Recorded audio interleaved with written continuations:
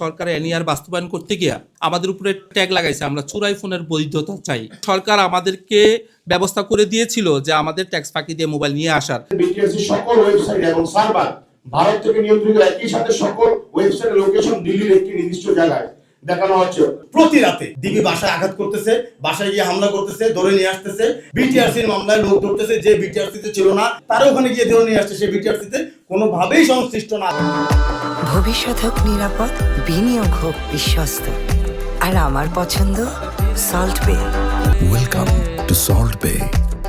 সরকার NER বাস্তবায়ন করতে গিয়া আমাদের উপরে ট্যাগ লাগাইছে আমরা চোরাই ফোনের বৈধতা চাই। বিগত 10-15 বছরে আমাদের ইন্ডাস্ট্রির প্রত্যেকটা দোকান আমরা ভ্যাট দেই, ট্যাক্স দিই। আজকে সরকার আমাদেরকে ব্যবস্থা করে দিয়েছিল যে আমাদের ট্যাক্স ফাঁকি দিয়ে মোবাইল নিয়ে আসার। এটা কিন্তু সরকারি একটা ওনাদের প্রস্তাব ছিল না, কিন্তু ওনারা এমন একটা সিস্টেম করে দিয়েছে যে আমরা এইভাবে আনতাম এবং আমাদের প্রতিষ্ঠানগুলো এইভাবেই চলতো।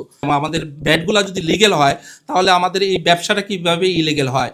হ্যাঁ, ট্যাক্স ফাঁকির যে বিষয়টা, আমরা এখন পর্যন্ত সরকারের যে ট্যাক্স নীতিমালা আছে, যে পরিমাণ ট্যাক্স আমাদের উপরে নির্ধারণ করা হয়েছে, ওইটা গ্রহণযোগ্য ট্যাক্স নীতি ছিল না, যেটার এগেনস্টে আমাদের এখন পর্যন্ত আন্দোলন।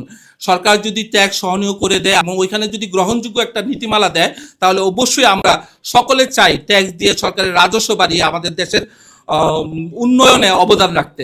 এনইআর সিস্টেমটা বাস্তবায়ন করলে এটার যে ডিফিকাল্টিসগুলো আছে এগুলো না সরায় যে বাস্তবায়ন করা হয়েছে, এর ফলে আমাদের সামাজিক এবং আর্থিক যে ক্ষতিগুলো হবে এগুলা কিন্তু সরকার বিবেচনা করে নাই।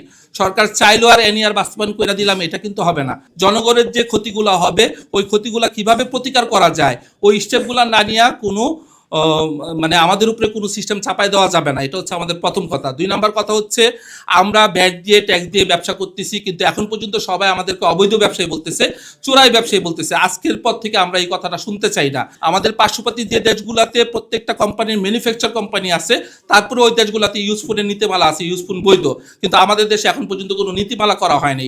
এই নীতিমালাগুলো যদি বাস্তবায়ন না করে সরকার প্রজ্ঞাপন আকারে জারি না করে আমাদের উপরে অনৈতিকভাবে কোনো একটা সিস্টেম চাপাই দেওয়া হয়, এটা আমরা কোনো সময় মেনে নেব না। 9টা সিন্ডিকেট মিলে এটা প্রেশারাইজ করে আপনার আমাদের ফয়েজ আহমেদ তোয়েবকে করুণ বলদ বানায়া এই সিস্টেমটা বাস্তবায়ন করতে চাচ্ছে। তাদের মেন হচ্ছে জহিরুল ইসলাম আওয়ামী লীগের ফান্ড অর্গানাইজার, শাওমির কান্ট্রি ম্যানেজার জিয়াউল জিয়া, তার কিন্তু প্রধান সহকারী, এই সিন্ডিকেটের প্রধানদের একজন। এবং এই যে প্রজেক্টটা বাস্তবায়ন, এই বাস্তবায়নের মেইন কারিগরদের ভিতরে তিনিও আছেন। ফয়েজ আহমেদ তোয়েবের সাথে এনইআর নিয়ে যতগুলা বৈঠক আছে প্রত্যেকটা বৈঠকে আপনি জহিরুল ইসলাম এবং জিয়াউল জিয়াকে পাবেন। এনইআর সিস্টেমটাকে ইমপ্রুভ করার জন্য, ইমপ্লিমেন্ট করার জন্য সিনিয়র সোসাইটিকে দেওয়া হয়েছে। আমাদের কথা হচ্ছে তৃতীয় পক্ষ কোনো কোম্পানিকে আমাদের জাতীয় সিকিউরিটির ইস্যু কেন দেওয়া হবে? কোন একটা প্রভাবশালী মহল তাদেরকে প্রেশার দিচ্ছে যাতে আমাদের এই বিষয়টা আমলে নেওয়া না হয়, নাম্বার 1। নাম্বার 2 হচ্ছে আজ থেকে 7 দিন আগে সবচাইতে বড় বাটপার এই জুলাই হত্যাকারী জহির যমুনা ফিউচার পার্কে তাদের স্টাফদেরকে নিয়ে মার্কেটে একটা শোডাউন দিছে, একটা হ্যান্ড মাইক নিয়ে এই হত্যাকারী জহির সরাসরি বলতেছে যদি 1000 কোটি টাকাও লাগে সে দেখাবে। আমরা যে প্রতিবাদ করতে চাচ্ছি, আমরা যে বলতেছি এই নিয়ে চাই না বা এই নিয়ে সংশোধন চাই, আমরা কিভাবে চাই, কিভাবে দমন করা যায় সে দেখবে। ওই দিন রাতের পর থেকে এখন পর্যন্ত প্রতি রাতে 3 জন 4 জন 5 জন ডিবি বাসায় আঘাত করতেছে, বাসায় গিয়ে হামলা করতেছে, ধরে নিয়ে আসতেছে। বিটিআরসির মামলায় লোক ধরতেছে যে বিটিআরসিতে ছিল না, যে সেদিন ঢাকায় ছিল না, গ্রাম থেকে সে দোকানদার আসছে বসুন্ধরা আবাসিকে বাসা, তারা ওখানে গিয়ে ধরে নিয়ে আসছে, সে বিটিআরসিতে কোনোভাবেই সংশ্লিষ্ট না। যেদিন আমরা মিটিং এ ছিলাম উপস্থিত ছিলাম না। বিটিআরসি যে ফেসবুক পেজে, সেই পেজে মেনশন করা ছিল আমাদেরকে 3 মাস সময় দেওয়া হয়েছে। তার একজন আধিপত্যবাদের জন্য সেই ফেসবুক পেজের মেসেজটা রিমুভ করে ফেলতে 3 দিন পরে। বর্তমান বিশ্বের সবচেয়ে গুরুত্বপূর্ণ সম্পদ হচ্ছে মানুষের ব্যক্তিগত তথ্য কিংবা ইনফরমেশন। ফেসবুক সরকার রেখে যাওয়া 9 জনের সিন্ডিকেটের একটি অভিশপ্ত সিস্টেম হচ্ছে এনইআর সিস্টেম, যার মাধ্যমে আপনার ফোনের গুরুত্বপূর্ণ তথ্য হাতিয়ে নিয়ে আপনাকে নিয়ন্ত্রণ পরিকল্পনা করছে। আর আমাদের সবচেয়ে বড় দুর্ভাগ্য হচ্ছে এই এনইআর সিস্টেম সম্পূর্ণ নিয়ন্ত্রিত হবে ভারত থেকে।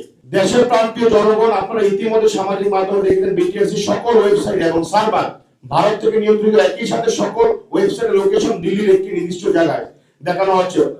জনগণ আমাদের কাছে প্রশ্ন করছে, আপনাদের কাছে আপনার ফোনের সকল তথ্য কেন অন্য দেশের সার্ভারে জমা থাকবে? এর ফলে কি দেশের সার্বিক নিরাপত্তার জন্য হুমকি হচ্ছে না? আপনি তো একটা নীতিমালা করবেন, সেই নীতিমালাগুলো করে কিন্তু গায়ের জন্য করবেন না, বা জনগণ বান্ধব হয় কিনা সেটা তো দেখবেন। এখন আপনি কি জনগণের ঊর্ধ্বে?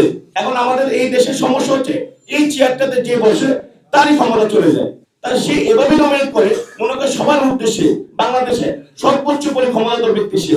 মানে একটা আমাদের একটা সচিবদের বা হচ্ছে একটা প্রধান নির্বাহী এত বড় সাহস কিভাবে হয়?